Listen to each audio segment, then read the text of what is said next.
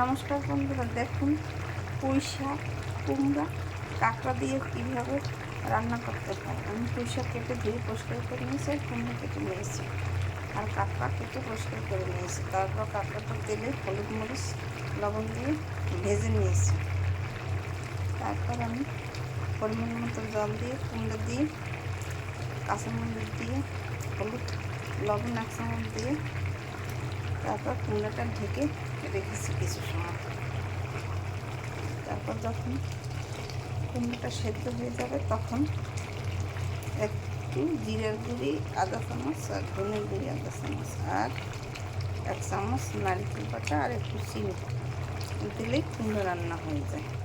তারপরে নামানোর আগে সরিষা ফোড়ন 1 চামচ তেল দিয়ে নামিয়ে নিলে আমার পুঁই শাক কুমড়া কাঁকড়া দিয়ে রান্না তৈরি হয়ে গেছে। এইভাবে আপনারা ঘরে রান্না করে খেয়ে দেখবেন, খেতে অনেক সুস্বাদু লাগে। আমার চ্যানেলটিকে সাবস্ক্রাইব করে লাইক এবং শেয়ার করে পাঠিয়ে থাকবেন। ধন্যবাদ।